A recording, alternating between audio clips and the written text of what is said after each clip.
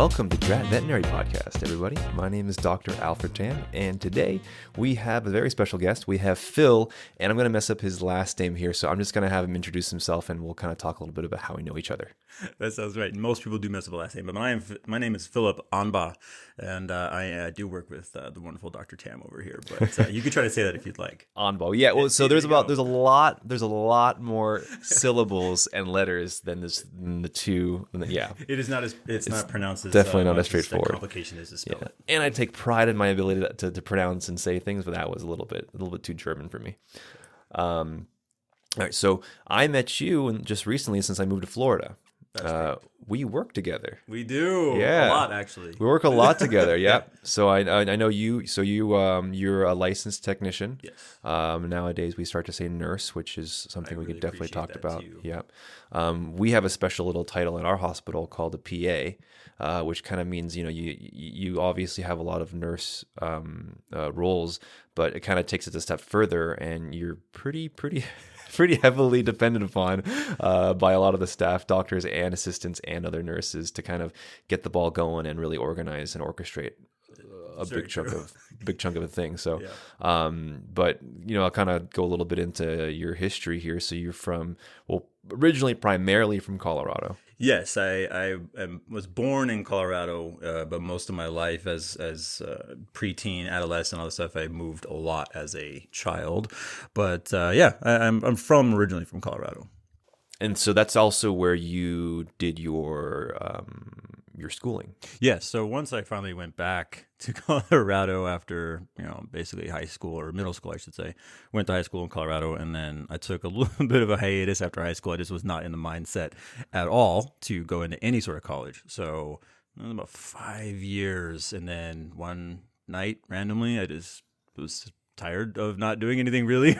Decided to be productive. I decided to be productive with my life at like 21, 22, and I saw an advertisement for the basically vet nursing, and I was like, I don't know, something struck me. It really was a weird epiphany, of your life. You're like, I've always been good with animals. I've always had a thing, and like, let's try it. So I literally did. Like I saw the advertisement on TV at like 1 a.m. I'm not even joking. That's the only time they can afford the time slot, right? It's like a QVC. Yeah. These weird college commercials. They're actually much more mainstream now. They actually have them during the daytime. And then I literally just the next morning or even that night, I think I just grabbed the laptop and I just like looked them up. And next thing I know, I'm filling out the application. And then the next thing I know, I'm there. And then the next thing I know, I'm like calling my dad, like, hey, I'm going to college. Can I use your credit to get college loans? And he's like, what? And I was like, yeah, I kind of need you. You? So, right. College? Exactly. And then the next thing I know, I'm starting. And so it was quite a crazy transition, but I don't regret it at all. But it was based out of Denver, Colorado, and it's been quite the ride since. Okay. and that was about what, 3-year program? It's a 2-year program. For the regular. You can do the advanced, which cuts it down to like 18 months. But yeah, it's a 2-year program. Okay. And then pretty much as soon as you finished, you moved over to Florida. Is that right? Very close. Yeah. So I graduated, and you treat this like a regular college. You go through an internship, all this. So I actually got an internship, and once I graduated, they decided to hire me on. It was a general practitioner, but the good thing about in Colorado is a lot of general practitioners out there.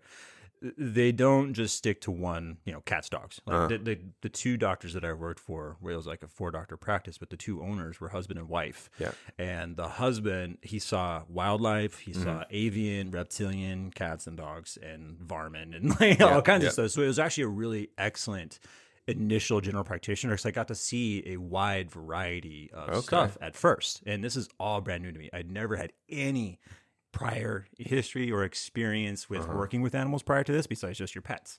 So everything was brand new to me. But it was a perfect initial. So I worked for them for a good 6 to 8 months. But during that, probably about 4 to 5 months in, I had already, even when I went into college, my idea was to move to Florida. That was what I wanted to do. So I already knew this is what I wanted to do. 4 months in, I actually started doing some research. I found the hospital that I work at now. I reached out to them. And they had just opened up the new building that we're in now. Is not even a year old. And they were like, yeah, we'll hire you. I was like, great. Can you help me get out there? No.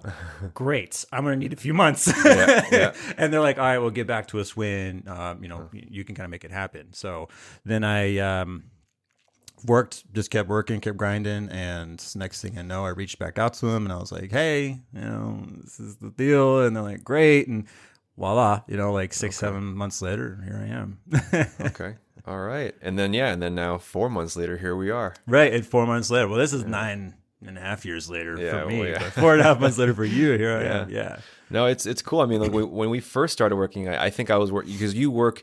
So you were doing a lot of GP initially with your internship, right? And then when you moved here, you went into their surgery. Yeah, pretty much. I went straight into. I had no emergency history other than just what the general practitioners have done. The practitioners I work for did do surgeries, neuters. I've done a bunch of those. Foreign bodies, stuff like that. That most of the doctors were comfortable with. So when I originally applied for this hospital, the only position I saw was for internal medicine. So I applied for internal medicine. And then the more I talked with the admin, every time because of the time difference, every time I talked to them, I was like, oh, I'm just getting out of work. We had a surgery I had to do. And they're like, oh, so you're comfortable with surgery? I'm like, yeah, I'm cool with it, And they're like, well, we have a position in surgery. And so they got me in touch with their surgical lead at the time. I was doing some back and forth. And so when I moved out here, I was put right into surgery underneath Dr. Roy and worked with him for, the rest of my life. Great boss, really. He really it's been a big pleasure having him welcome me here the last few months.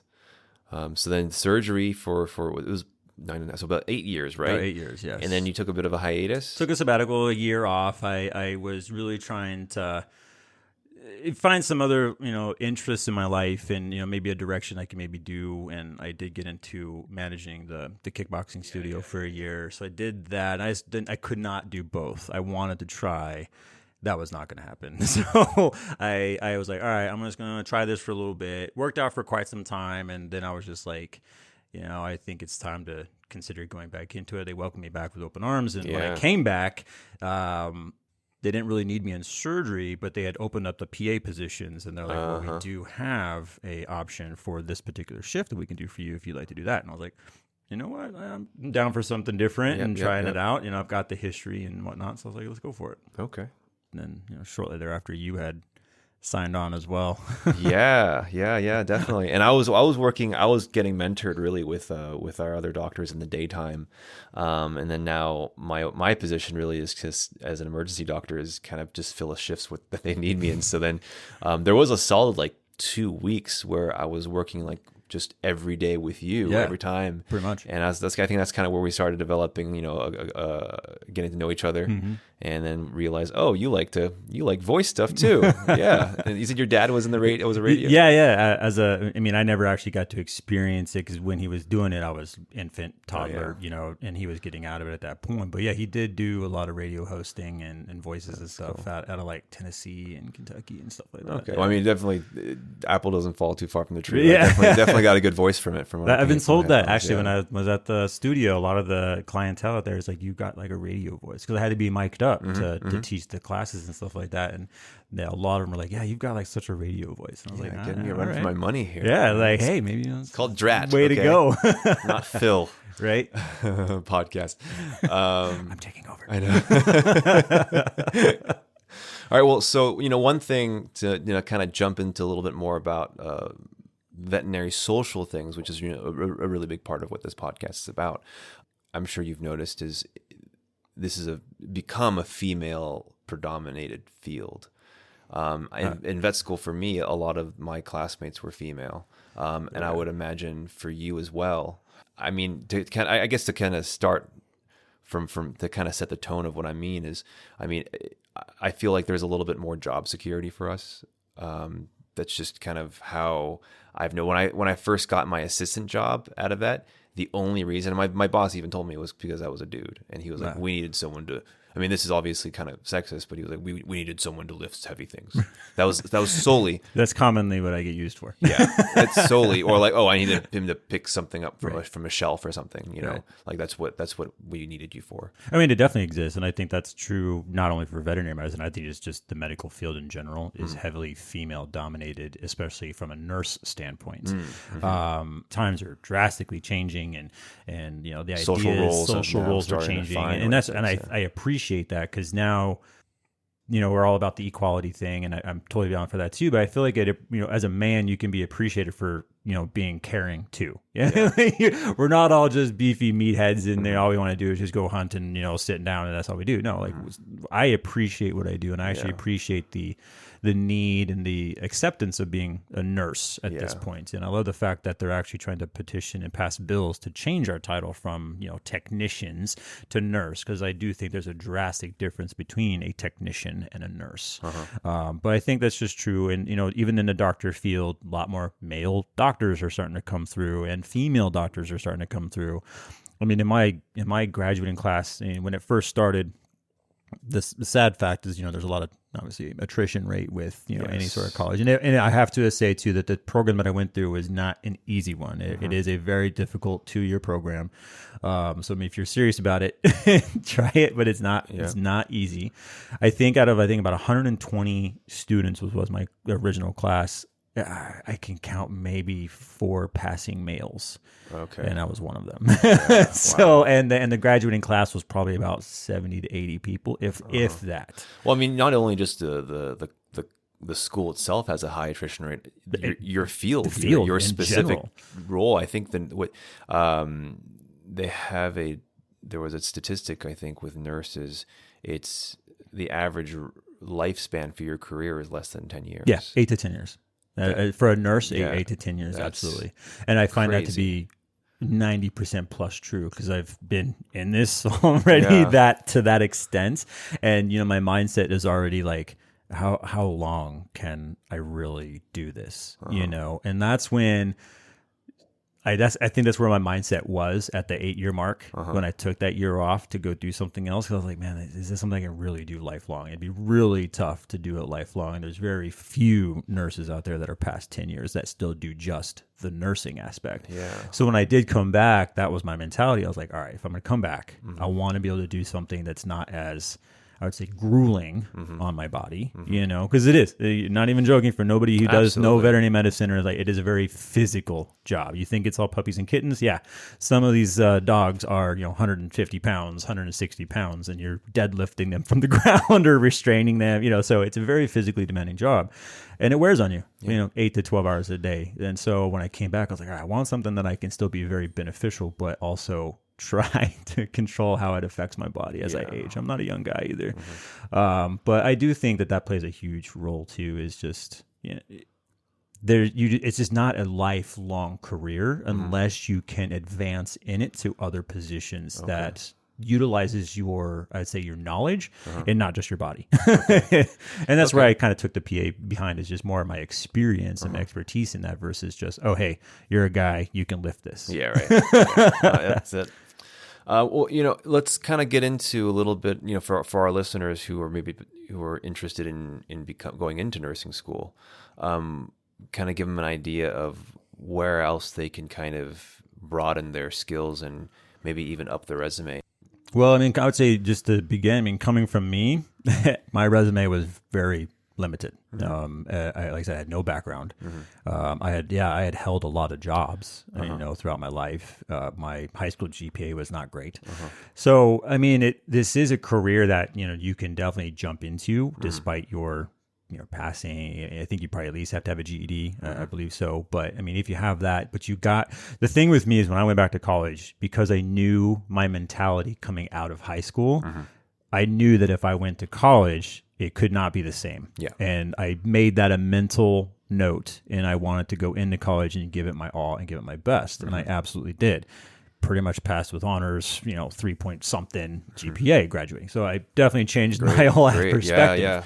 But so you have to go in there and you have to be dedicated to it. But as far as like your resume and stuff like that, you don't have to have experience. You don't have to have any history. If you have that, does that help you out in the schooling program? I think it does to a percentage, because then you're taking what you know from an on-the-job learning and applying it to the science behind it. And I think that's what helps. Because I was in a school program with a lot of people are like, oh yeah, I've been, working in a practice for 4 years now. I'm like, okay, but you still don't know why this happens. And that's why I think the difference is you're taking what you know and you've seen and applying it to the, the anatomy or the science behind it, what's being done. So I think it can be really for anybody as long as you have the dedication to learn, because it's a lot. It even as just a nursing program, it's a lot to take in. It'd be good to obviously have a little bit of interest in science and interest in animals at least, but science for sure, because there's a lot behind that. The funny thing about that, and the reason that I say that, is the first question the people asked when I went to my orientation class, and it was like, you literally had to stand up in front of everybody and they asked you, why are you here? 80% of the people, well, I like dogs and I hate people. Okay, but that's not why you should go to school. Yeah. That's also why people go to vet school. That's also why people go to vet school. But I mean, that's not. And they explain, it's like, that's not why you should be here. Yeah, you should be here because you want to help, you want to learn, you want to advance, you want to do something. It's not just because you don't want to deal with people. Because guess what? How much do we deal with people? 90%. You deal with people more than you really do with the animals. So if that's your concept and that's your idea behind it, no, change that, because that's not going to be the concept. But that was the first thing they asked me, and I stuck with that. But I think it's great. Okay, so how would, after getting your license, right? How would a nurse be able to further their worth?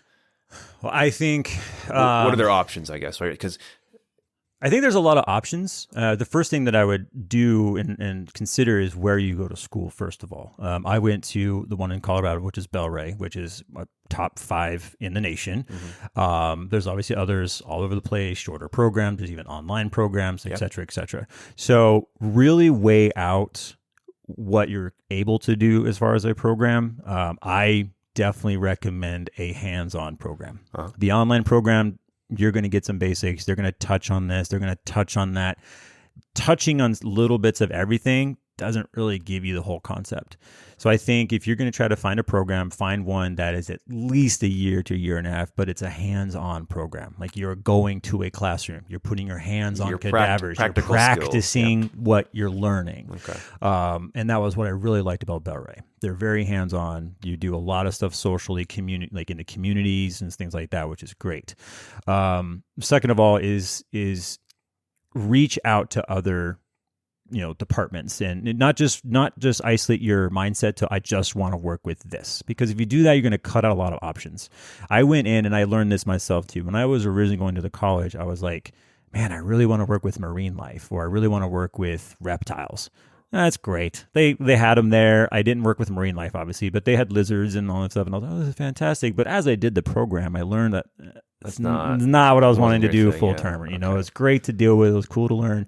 Not what I wanted to do. But you left your mind open. But I left it open, Because I went in, it's like, oh, I can, become like, I had aspirations, really big ones. I was like, I can become like an oceanographer if I get this. Not the case, guys. That's not the case. No. You need like a PhD in like algae before you can do that. So anyway, like you have to go in with like, some pretty reasonable concepts. Are there actually RVTs who can then get a PhD? I mean, do you see those? Is that something you see? I haven't seen commonly, it do that, but I have seen a lot. Like actually, Dr. Gray used to be a technician. Okay. And she's my colleague here. One of our emergency doctors. But she started as a technician a long time ago, and then she went into the veterinary field. And Stephanie, she just got accepted. She's a nurse, and she just got accepted. Oh, I didn't know she was licensed. Okay. Yeah. So I don't know if she's licensed. I don't think she's licensed, but she is a nurse that got accepted into at least college. So as far as people who have taken like the national board exam to be licensed as a technician or nurse, I mean, I think it helps you in a lot of ways. I don't think a lot of the prerequisites are transferable to, unfortunately, college, but I think because you learn so much biology, you learn so much science, you do learn so much anatomy, that having those base skills really does help you in a lot of ways to go into a DVM program for sure.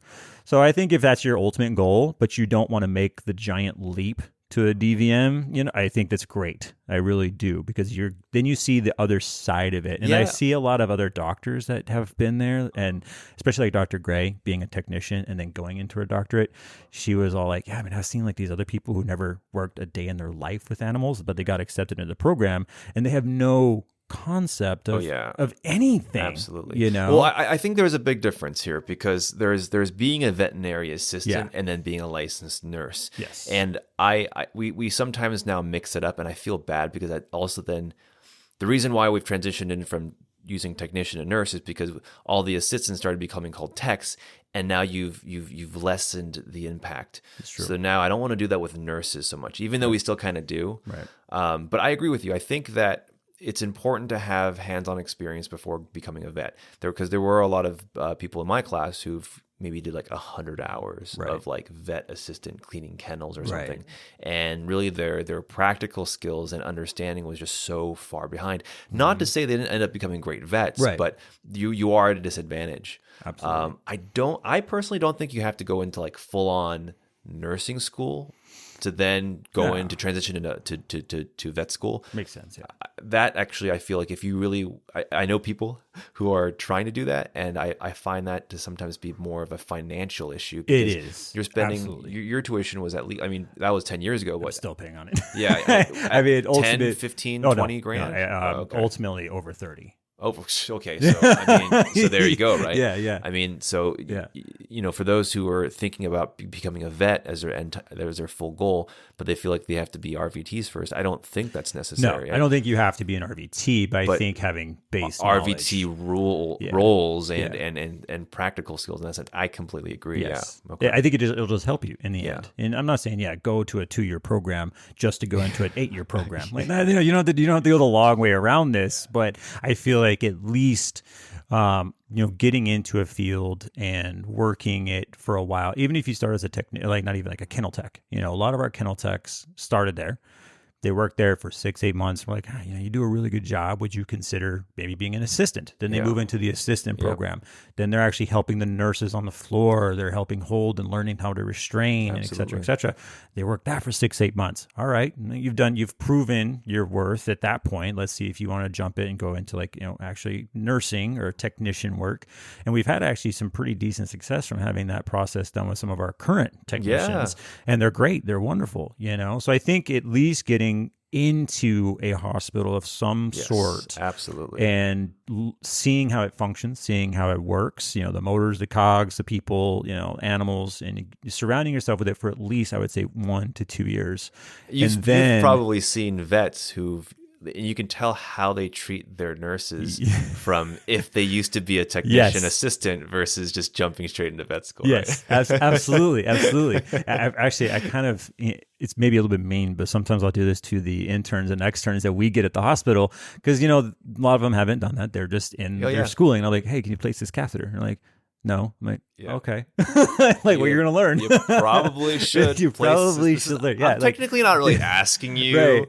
I'm just being polite, but really you need to do this. Right, exactly. But that's the thing. It's like learning even those base skills as a doctor is so helpful. And I don't know if that's something that's really practiced in veterinary medicine, because I think so much is more science and stuff. But it is. It's hard to say, right? Because I was really big on catheters and really getting those and getting jugular sticks and all those things.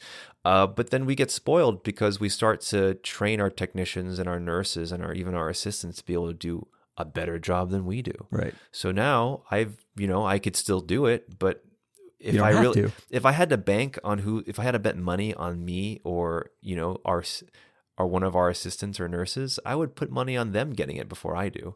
And that's just kind of, how it ends up being, right? Ultimately, as we transition into more of our 4th year of vet school or, internship or whatnot, or even our first couple of years of vet school, of being a veterinarian, we start focusing more on the surgery aspect and those kinds of hands-on skills. So the catheter stuff starts fading away a little bit. The blood draws get faded away, and that's just kind of how it unfortunately becomes. Yeah, and I totally get it. And that's the reason why you have nurses and technicians, because that's our job. That's our description. That's what we do. Yeah. Well, so what I also want to kind of get into was I know that for nurses veterinary nurses who are in this field, and we know that there's potentially or likely an expiration date of 8 to 10 years on average. I mean, is there a way? I feel like there's some who maybe aren't aware of other options, right? Because you can specialize, right? You can also be a practice owner. Yeah. You can go into hospital management. Is there a way? I mean, what else can you do at this point? I mean, I've considered that myself too. Is like, what can I really do? And now, especially nowadays with veterinary medicine, if you really have an interest in pursuing the veterinary career more, lifelong career style, or at least more long term than just the nurse base, you would probably unfortunately have to consider continuing an education of some sort. To become specialized is another program. They're usually more like 6-month programs type stuff. You're paying more money, you're taking another test, doing more continuing education hours, et cetera, et cetera. So there is another little investment to consider doing that. But by doing that, you are adding, more letters behind your name. You are then becoming more of a rarity. There's not a lot of specialized nurses or technicians out there in general, but you can almost specialize in anything. You can specialize in anesthesia, surgery, internal medicine, even emergency. I feel like rehab is becoming part. huge. Yeah, Dr. Megan Barrett from the last episode was talking a lot about this, and I feel like as a veterinarian, personally, I really, really enjoy and love the idea of rehab, but on a personal level, it's not something that I would spend time, to be honest. I mean, again, I agree. Dr. Barrett would, but yeah. But this is where the value of a nurse who's licensed and able to do these things would really come in handy, and so beneficial. I mean, that's such an invaluable especially if thing. they love it and they enjoy doing it, because that is a special person to do that, because it's very, it's time consuming. You're dealing with animals that have injuries, that can't walk or struggling to move or have this and have it, and you're having to be very patient.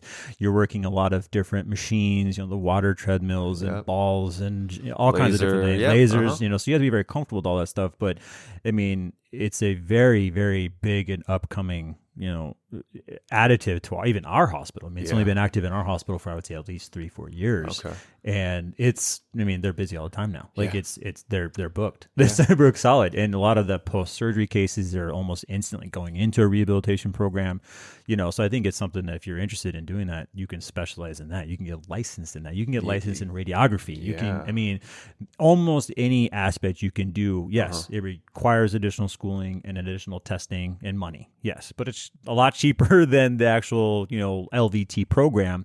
But I think that is another way to make you more desirable and more valuable. More valuable. You can get paid more. And because you're such a rarity and you have those behind you, you can start to set the tone for your own pay scale, your own hours. Like, you can kind of be like, listen, this is, I've earned this. I've put in my dues, put in my time. Okay. And you can start to actually kind of direct your life in a way. And that was kind of my thought process when I came back too. It's like, I have the expertise, like I can try to set myself up a little bit here. But I think there's a lot of avenues. And even then, at that point, you have those letters behind your name. You have that history. They have that knowledge and expertise. It's a commendable hospital is going to want to let you go. Yeah. So even if that's the case and you get to the point where you're no longer wanting to be on the floor or working hands-on, you're like, well, I still know the knowledge. I still know the hospital. You can then consider administrative work. Yeah. You can literally become part of the functionality of a hospital, which, one of our old-time nurses does that. He's, nurse manager, procurement, and he does all kinds of stuff now, and that's his job. So I think there's definitely avenues. And then if you do that for a while, any hospital, general practitioner or emergency, if you have all of that behind you, especially with the expertise and time, you are valuable. You are so valuable, especially to a hospital that is a functioning hospital. It has any sort of intake. You are going to be valuable to them, and cares about the flow of of how it works. Absolutely, right. And I think and thanks for sharing that, because I think a lot of people are not just, this is people in general, not just our nurses, are kind of soft spoken. They're a little bit cautious from pushing themselves to the next level.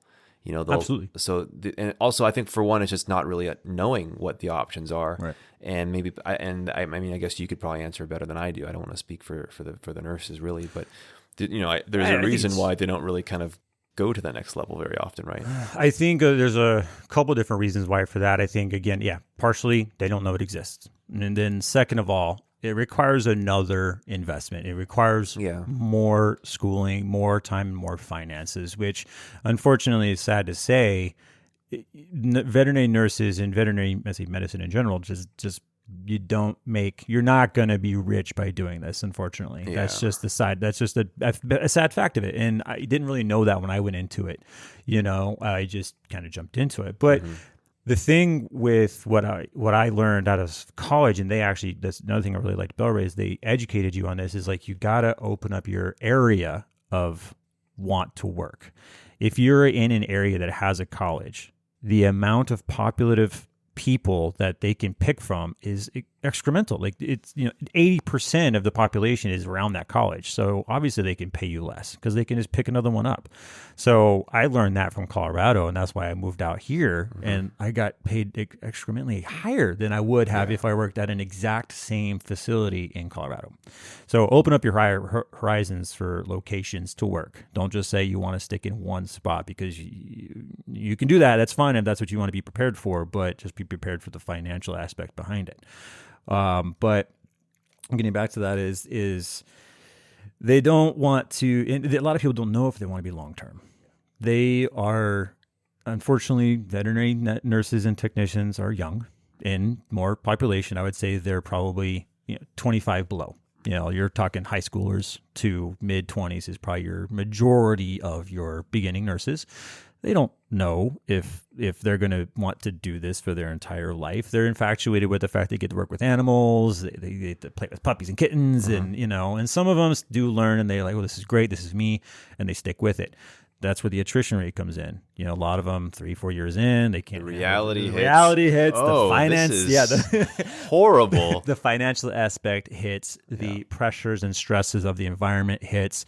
The dangers and hazards of it start to hit. I mean, just wait until you get your first bite, or you wait till you get your first major scratch, or whatever.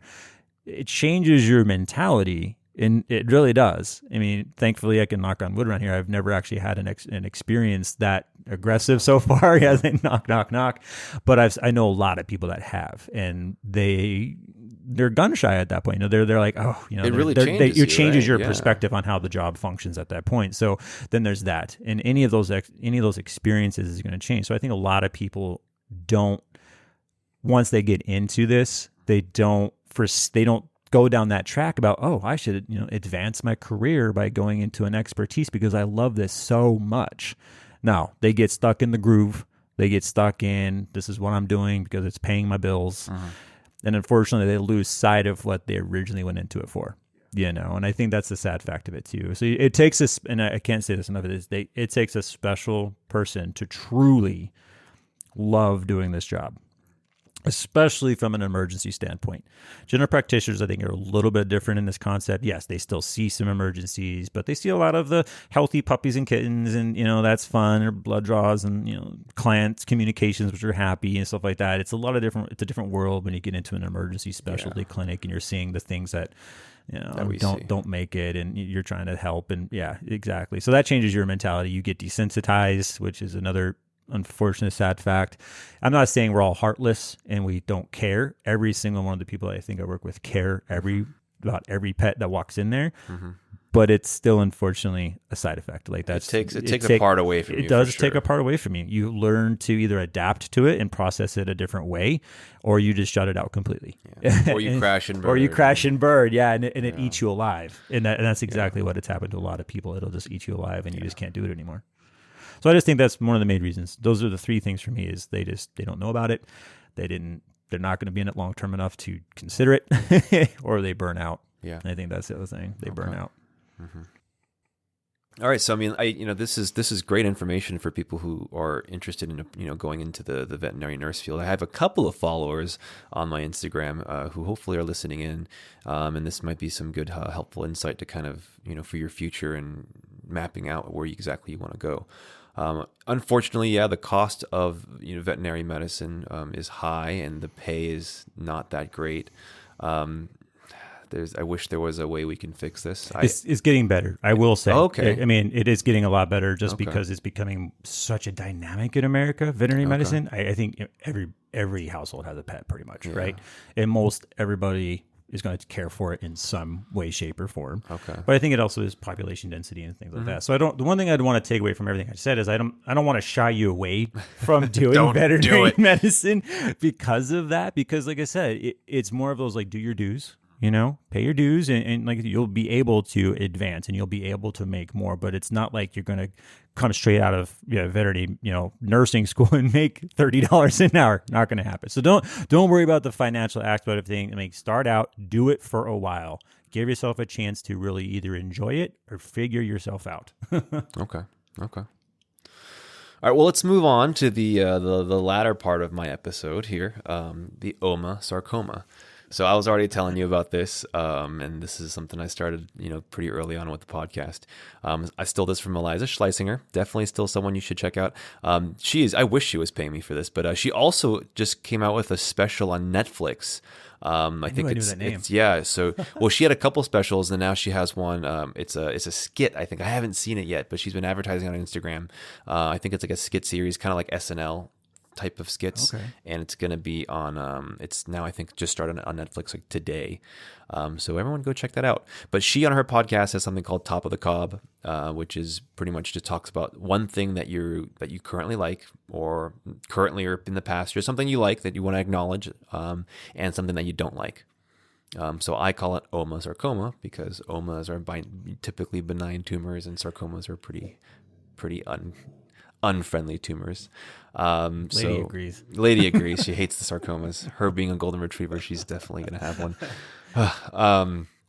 So I don't know if you thought of any OMA. If you want, I can get started, or do you want to start? I'll let you go first, just so I can kind of peel some. I think I have some ideas. Okay. I'm gonna roll with, but I want to see yours first and hear what you got to say, because maybe I can feed off of it. Okay. So my OMA, I'm finally not going to be talking about MMA because that's what I haven't done that in like a month because of this whole situation. But my OMA is currently fish dip. Which is really good. Which is incredible. So, I mean, it sounds so gross, especially like, with an American ear, fish dip.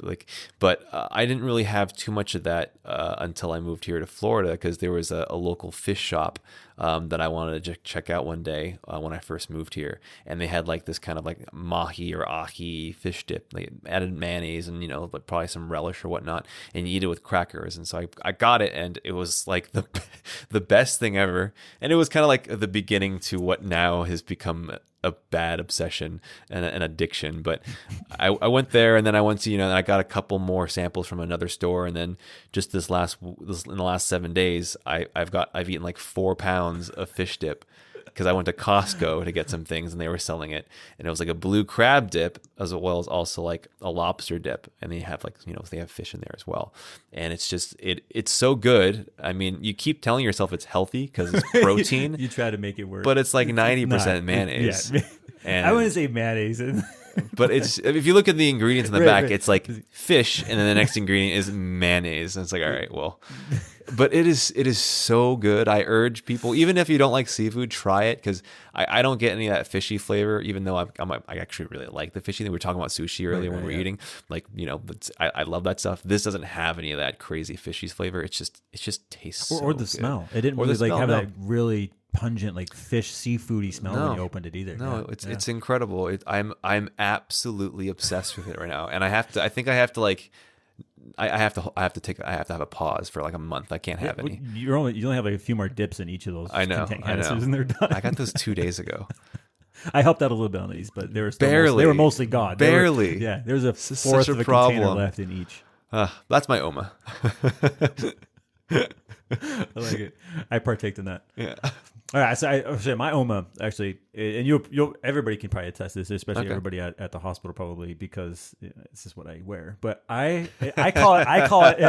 He's already laughing. He already knows. I wonder what this is. What would it be? So I call it an OMA. Everybody else might call it a bad addiction, but I have a thing for Under Armour. Like everything. It's our sponsorship for this. Yeah, I'm getting paid for this. I know. The only thing that's not Under Armour is my jeans. Yeah, and no, I really wish he's they made literally jeans. wearing an Under Armour long sleeve as well as a hat. And a hat. Yeah, exactly. I am literally a walking logo. And I think your shoes are. Yeah, my shoes are yeah. Under Armour. My shirt's Under Armour. My hat. Yeah, it's like, I don't know. They're so comfortable. Hey, I got no problems. Like, I'm from the Bay, San Francisco, and we got Steph Curry, and he represents Under Armour, so I get it. So you got Steph Curry, and I got The Rock, because The Rock's now with the Under Armour. Yeah. And like, come on, can you ask for any better spokesman than The Rock? I know. I mean, he doesn't even go by The Rock anymore. He really doesn't. Well, he does with Under Armour. It's called Project Rock. Yeah. But I don't know. It's people would probably call it addiction. I call it an OMA because it's it's something that's positive. It's something you like. It doesn't have this OMA doesn't have to be positive. No, you could be talking about heroin. I mean, it's I mean, right. It would then become my sarcoma that your OMA is heroin, but this is just whatever you like. Yeah, no, it's and it's not even just like right now. I have been into Under Armour for years now, and it's especially when I really started getting into working out. I was, I had a few, champion things and this and that, and I was trying to find something I really enjoyed, and I finally got into some Under Armour, and that was it. I put on those first few Under Armour pieces, and I have Under Armour hoodies. I have like 3 Under Armour hoodies. I have shirts. Nice. I have shoes. I have socks. And they've really stepped it up. Like they've now, I mean, probably stock wise, they're probably nowhere near Nike still, but they've really. Since huge. Like the acquisition of Curry, they've really upped their game, and they're also like crazy. I mean, they're in major sports. I mean, they're football armor. They're in their jerseys. Well, I just watched a video on this yesterday. They were talking about with Marvel movies, like what Iron Man, what Tony Stark wears under his armor, under his iron armor, it was Under Armour. It was so funny, but okay, no, that's my thing. It's okay. It's so comfortable. It looks so good. It's not cheap, guys. It's not. That's the side. It's like you got to be careful. Yeah. Hence the obsession. Yes. Okay. Well, do you have a sarcoma? So actually, I want to throw out 2. Is that cool? 2 sarcomas? Yeah. Sure. Just because it's my first, I want to throw out. So because that second one kind of popped in my head as I was thinking a few things. So I have one. My first one is when you're texting. Okay. I hate it. It bugs me, and I will probably reply at like a giant D if you send this me. If is like the short lettering of like if you're trying to respond to me, and all I get is one letter. If you send me a K, the letter K, as like an acknowledgement or anything, I will probably go off on you through the text. I will probably send you. I feel like I've probably done that to you. It's so off-putting. Like you're just like. Don't care. That is a don't give an F reply. I've committed so much to this conversation, and this is the best you can give me. So as someone who does do that occasionally, I think it's just because like it's already known that the conversation, there's an understanding of your conversation, but you want to just let them know that you've read and acknowledged the last part of what you've said. That's whenever I do K. Like, I'm on my way. Well, I want them to know that they're on their way. So I'm just going to put K. That's kind of my typical thing. I would never. I mean, there's been passive aggressive times, like let's say I'm arguing with like my girlfriend or something, and she has like this whole list of just crap that she's upset about. Like that'll be like, I mean, but I don't. That's on purpose. That's on purpose. That's what's different. I don't know. Even when you were just saying that you sent it as like an acknowledgement that they're like, yeah, I'm on my way. K. Like even for me, I can't say that. I cannot reply that. I do. Sounds good. See you soon. Awesome. All right, can't wait. Anything. How about an emote, like a thumbs up emote? Emote. I will take an emote. Okay, you just don't like the letter K. I don't know. There's just something so irritating about it. Right. It just blows my mind. No, I get it. I completely get it. I used to have that issue, and then I started doing it. I was like, well. Or even like the letter Y. Like you ask it and they reply why. I'm like, is that supposed to mean why? Are you asking me why? Does it mean you? Is it a typo? I don't really know. Yeah, I actually stopped doing that. Oh god. But I'm also one of those the texters that I text as I speak. Yeah. It's like me in typing mode. So I know I don't use shorthand. I don't use abbreviations unless it's some really long gaudy word or whatever. I'm emojis, or I literally type as I write, which is kind of crazy for me. But yeah, I don't know, it's such shorthand Yeah. texting to me is like the worst thing in the world. It's disrespectful. It means you don't care. You don't care. Okay, so then my second one is actually, and this I've learned to really kind of just irk me in Florida, is merge lanes. Nobody in Florida seems to know the concept of how to merge in a merge lane. Like, do not understand the yield sign, the no U-turn sign, like and merge. I swear to God, I don't know. We can literally, instead of having a sarcoma, we could just have a separate file of just like Florida driving. Florida driving. Yeah, issue number 75 Yeah. today is going to be this issue with Florida we driving. should do something like that. What did you experience on the road today? Like bit. Oh, where can I start? I didn't even drive today, and I experienced a poor situation with the road. Yes. Oh my gosh. Yeah. No. I don't know. And the reason why I have this is because my exit is, I don't know, that exit every single time I'm waiting to try to merge, and you're trying to merge onto the interstate. And you're trying to merge onto the interstate, which everybody's going 80, 90 miles an hour, and you're going 5 because you can't get into your lane and nobody's moving over. Nobody's going to let you You literally go have to in. like cut yourself in, and then you're like flooring it to catch up to the rest. I don't know. It's that irks me. No, I understand. People are not very friendly or great drivers. No. Period, I guess. I mean, Period. I don't want to just say it's Florida. I think it's worldwide. I think it's getting worse. You know, I yeah. think that's what, and I think it's the cell phone usage during because That- almost everybody that I oh see my at a gosh, merge lane, I they don't always- even know you're there. no. They don't even. They're like, oh, Yeah. well, you're there, and they're on their phone. You know, or something like Yeah, that. I think the reason why it's you feel the impact of poor driving in Florida is also just the driving system. The system that they've created in this state is not. It's not good. It's not conducive to a working life environment. It's not good. It's not conducive for like just for driving. And so like, the stoplights. I mean, I used to give Pam, Dr. Colorado, a lot of crap for being on her phone while she's driving, or not. It's always at a red light. She's doing it at a red light, and I'm always like, you need to stop doing that. That is so disrespectful. It's so like that's just bad etiquette. And now I realize, because in Florida they have you wait at a red light for 5 minutes. You get bored. You get bored. I'm listening to so many songs on the radio Yeah. right now. Like I could play a whole game on my phone. could. Like it's absurd. And usually, like the traffic is so backed up, it takes 2 lights to get. It through takes it. 2 lights. right? It's you're sitting there for 5-10 minutes. So I'm going to be on my phone. Like I get it now. I yeah. completely get it. yeah. You know? And you're in the heat. And you're in the heat. So you have to sit in your AC on. You're bored. You're like just chilling. Absolutely. And you're not moving anywhere. No. So I totally get it. I totally get it. Yeah, I feel better. Right. Let's get it off my chest. Yeah, just you know? get it out of Just- there, yeah. right? Oh God, that is so rewarding. Oh man. All right. So my sarcoma, this might even come off a little bit hypocritical, just because me mentioning it almost kind of has a point of it, but I will not have this as any description or advertisement of my podcast. But currently there's a big pandemic going on, and a lot of people are dying, and there's a lot of question with how governments, how people are responding to this.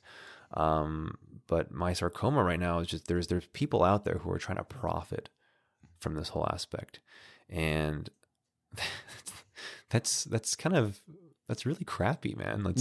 There's like you see people. So, oh yeah, take this supplement, and it's that I'm selling, and it's going to treat COVID-19. It's going Right. to take care of it. Oh, Yeah, okay. I tested positive, and I was having pneumonia, but I took this supplement, the supplement I'm selling, and it's going to fix the issues. And like you're living and you're living off, you're basing it off fear. And obviously, you see enough memes about people, hoarding and getting a bunch of toilet paper. I mean, that's just kind of, at this point, it's funny more so than ridiculous, or it's so ridiculous now. But It's absurd. It's in a absurd. lot of ways. But yeah, I mean, I think overall, it's just how our world is responding to this, and I think people are afraid. People are both also not unaware of its impact. Oh, they're terrified. And it's really unfortunate, because fear really you see how people are when they're scared of things, and they'll try almost anything to prevent that fear and to protect themselves and protect their themselves, families. yep. I mean, it's a really it's a cluster crap of just so much negativity going on. And it's, and I feel like we feel it in the air, even at the hospital now when we're working. It's just, there's some cloud of unhappiness, and it's just, it's big nervousness. It's concern. Yeah. Because you don't know. I mean, somebody right next to you could potentially have it, and you would never know until they show it. Yeah. You see clients that could look like they probably have it or openly admitted to us. Yeah. I've had people exposed to it, and this is before we started doing the whole system protocol where thing, the protocol thing. I would be in the room with the owner, and I've had a couple just straight up cough, without just while talking to me, and then coughing in their hand, and then try to shake my hand. Yep. Mm-hmm. And I'm like, well, do you not have any understanding of anything? They still try to get in your personal space. And some people are like, I don't care. I still want to shake your hand. And they know about the whole thing, right? And they're like, no, I don't think that's something I want to do. I don't want to come off like that, right? Right. And to kind of lead on to that, what I've also noticed is there's been an increase of hate crimes towards Asians because of this. Really? I haven't read on that. Yeah, it's actually, I have a high school friend that I went to high school with, Thomas Sue. He is currently in Spain. I think he's a PhD student or now doing a postdoc. He was on the streets at night with his rugby friends. He wasn't by himself, and someone walked past him in the street and was like, "Screw coronavirus" to him. Mm-hmm. And he was like, "Shut up." And he got jumped. Wow. And he wrote a whole post on this. And the last thing, the first thing that happened, he woke up in the hospital the next day, completely unaware of what happened. Wow. They kicked his head in. He had internal bleeding in his brain. They had to drain his brain. He had to have a CT every hour to make sure that the bleeding wasn't continuing. He was hospitalized for a week. Damn.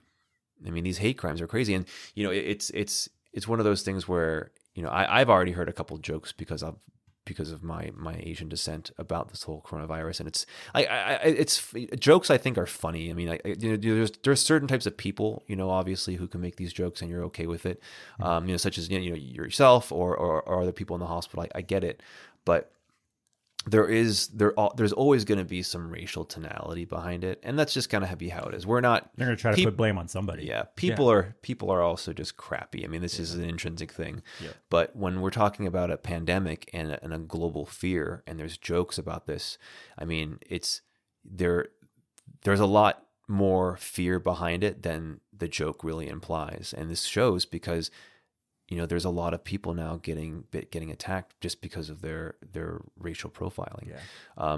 When I shared this, I actually then had a friend. They invited me to a group that primarily discusses the hate crimes that are going against people of Chinese descent, and it's just every other minute, it's just someone talking about how they've been harassed. Just because of is that more local to just in America, or is this even in Asia? It's global. It's global too. I don't know about Asia. Probably less. I would think so. I'm just curious myself because I can totally see, unfortunately, that being here in America. And it terrifies me because I think if I was back in San Francisco, where I'm from, I probably wouldn't have that much of an issue. But here, the fact that I haven't seen another Asian. I see one other Asian person a week. That's true. I am, and this being a swing state, so it is a little bit unpredictable of how people's opinions are, right? Mm-hmm. Politically and just because we're always rotating in and out. You don't know. Yeah. Yeah. So in the back of my mind, I'm a little bit kind of concerned of just my overall well-being because this is a legitimate thing. There are people getting hurt because of the fact of this whole virus and this fear of this virus. Yeah, and I think a lot of people don't realize that too. In a lot of ways, rightfully so. They're more concerned about themselves and their family, but there is a bigger picture here in a lot of ways, and that's both economics, that's both racial profiling with the attacks that you're talking about. And this isn't over, unfortunately. This is kind of just the beginnings of the problems. We're still at the upward trend. We're still on the exponential up. Yeah, so we really are, and. Yeah. Not just from a disease perspective, but I mean economically, this is going to really change a lot of perceptions on how America functions. I think long term, we'll have to see how it plays out. I mean, I just have to be thankful that we're in a a work environment, which is a good thing about veterinary medicine. Yes. We are considered essential. Yeah. So another little topic to, if you're interested in veterinary medicine, Yeah. like it's a pretty job safety, really. You got your job security for sure when it comes to these even during issues. stuff like this. Yeah. So, Yep, absolutely. It's going to really pan out and see what happens. No, we really have been fortunate. There's a lot of people who are losing their lives because of this. Yeah, in multiple ways. Yeah, literally and figuratively. Yeah. Yeah. Okay. Well, that's a good way to end it on a very, very somber tone. But I hope that this is picking up. People are getting more aware of what's going on. I think based on our global environment, our ozone layer has been the healthiest it's been in a while. I think that could just be a false thing I've just heard, and I'm preaching it. I was actually thinking about it too. I was like, when I heard the Vegas shutdown, I was like, oh my God. Well, first of all, it's a caveat because the amount of money they lost by shutting down. But I was like, but also think about how much you probably saved by shutting down. Yeah, too. Really. I'm like, is there a balance there? But I don't know. I mean, the more economic loss from that perspective is more from the businesses and the business owners. Yes. But the economic gain was the fact, like the electricity, the water usage, from those hotels and everything. So I mean, I feel like there's going to be a little bit of a balance there. But yeah, I mean, it's crazy to think like such large, big known places trillions of dollars globally just going. It's especially just America wise. It's not. You heard about the stimulus thing that we're supposed to be getting to and whatnot. Yeah. I mean, that's it's a weird world this year. It's a weird. People are really tough. I mean, you see memes about it all the time, but. I mean, hopefully everyone who's listening in, or just not even people who aren't listening in, is staying. I hope everyone's staying safe. And your families. Yeah, it's unfortunately, just a matter of time before things are going to get more clear and we have a better direction of where things are. Is there, before you, just real quick thought, is there anything we can say to help people stay safe, especially as they're with pets and stuff like that? Yeah, I think I personally like to stay away from those kinds of medical advice, just because, I mean, as much as I legally am allowed to give it, I with medicine, it being so beautiful in the sense where there's so much fluidity on what you can say. That's very true.